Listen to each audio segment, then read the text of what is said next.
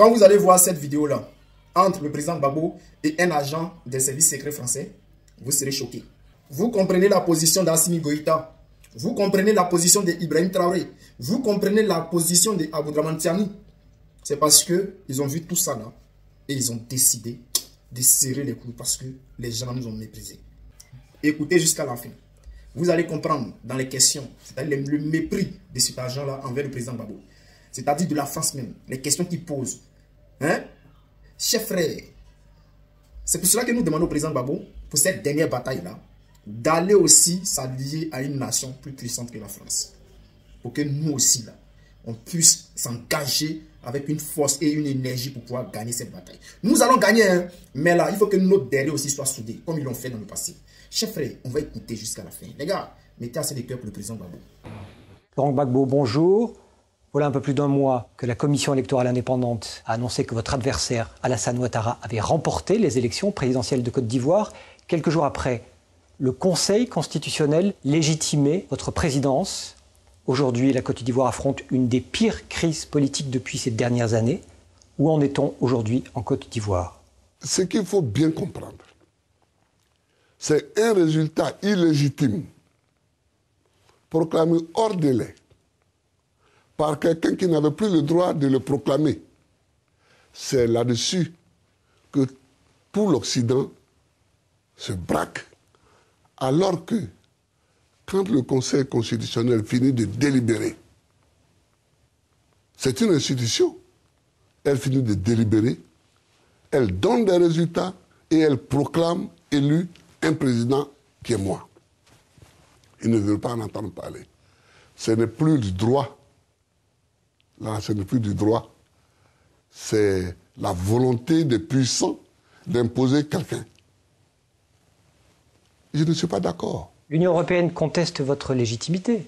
L'Union européenne, elle suit la France. Dans les relations entre les grandes puissances aujourd'hui, chacun a sa zone d'influence. Et quand il s'agit des pays francophones d'Afrique noire, quand la France parle, tous les autres suivent. Elle s'ingère, mais de la plus mauvaise manière. Toutes les résolutions qui ont lieu sur la Côte d'Ivoire à l'ONU, c'est la France qui écrit le draft. C'est la France qui écrit le draft. Nous l'avons contesté plusieurs fois, mais nous sommes un petit pays, nous ne sommes pas une puissance nucléaire, nous n'avons pas le droit de veto, nous ne sommes même pas au Conseil de sécurité. Votre adversaire, Alassane Ouattara, forme un gouvernement, nomme des ambassadeurs qui sont reconnus. L'ambassadeur nommé par Alassane Ouattara en France a été reconnu. Mais la France a tort. J'ai dit que la France a tort. Vous avez passé 30 ans dans l'opposition, Laurent Gbagbo. Vous avez un long parcours politique. Nicolas Sarkozy vous pose des ultimatums. Que répondez-vous au chef de l'État français? C'est inacceptable qu'un chef d'État, sous le prétexte que son pays est plus puissant qu'un autre pays, qui pose des ultimatums au chef de l'État de l'autre pays. Ce n'est pas possible. Vos opposants disent que vous n'êtes pas un démocrate, que vous êtes un dictateur, que vous avez effectué un hold-up électoral, que vous avez effectué un déni de démocratie au cours de ces dernières semaines. Que leur répondez-vous? Ils ne sont pas bien placés pour en parler parce qu'eux tous, qui sont à la terre du Golfe, ils étaient du côté du parti unique quand nous on luttait pour le multipartisme. Ouattara, Konan Bédié, et je vous ai dit, pour tuer le multipartisme, j'ai été en prison. Sous Ouattara. Laurent Gbagbo, seriez-vous prêt à sacrifier des Ivoiriens pour légitimer votre vision de la démocratie? Ce n'est pas une question de sacrifier des Ivoiriens. C'est une question qui est mondiale. On est au seuil de tout cela. La situation est tendue dans le pays. Ce n'est pas la première fois que la situation sera tendue en Côte d'Ivoire. Vous ne quitterez pas le pouvoir? Oh mais écoutez, j'ai été élu. C'est plutôt à ceux qui n'ont pas été élus qu'il faut parler. Si dans les semaines à venir, la communauté internationale continue les pressions, vous ne quitterez pas le pouvoir? Mais pourquoi elle continuerait les pressions? Alors que c'est injuste.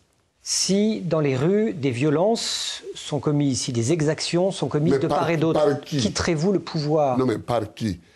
Et il y a une question que je vais vous poser, que les gens ne se posent pas souvent.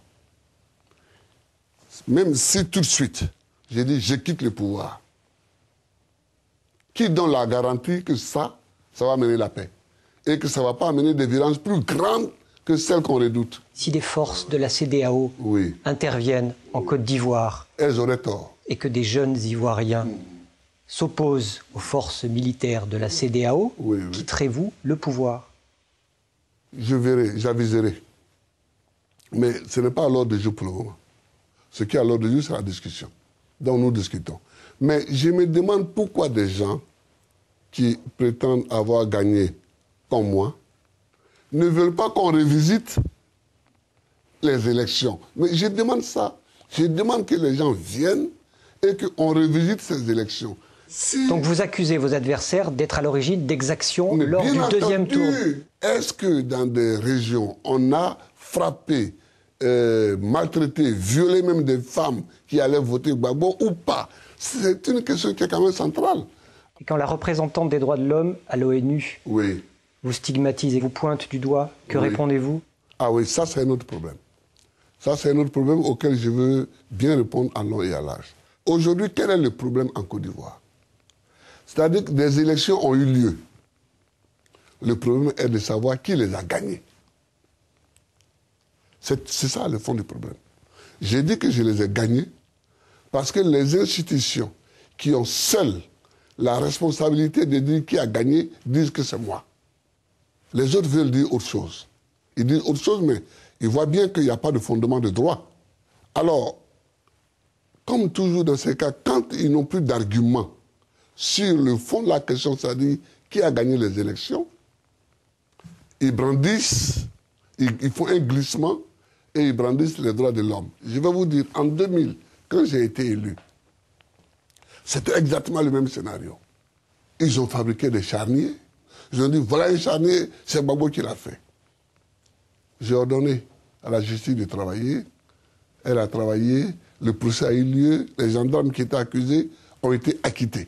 Est-ce que les forces de l'ONUCI sont impartiales en Côte d'Ivoire? Elles ne sont plus impartiales. Depuis quand? Depuis cette élection. Parce que nous, on les a considérées comme force impartiale depuis, disons, depuis 2003-2004, quoi. Dès l'instant où leur chef... Qui vous met directement en cause? Oui, que moi je remets directement en cause. Moi je mets directement en cause. Moi je pense que les gens de l'ONUCI, il faut qu'ils soient plus sages. Ils savent très bien qu'avec la montée des tensions, ce qu'on leur reproche. Ils savent très bien que le gouvernement de Côte d'Ivoire a demandé leur départ. Et moi j'ai dit aux gens de ne pas les brusquer.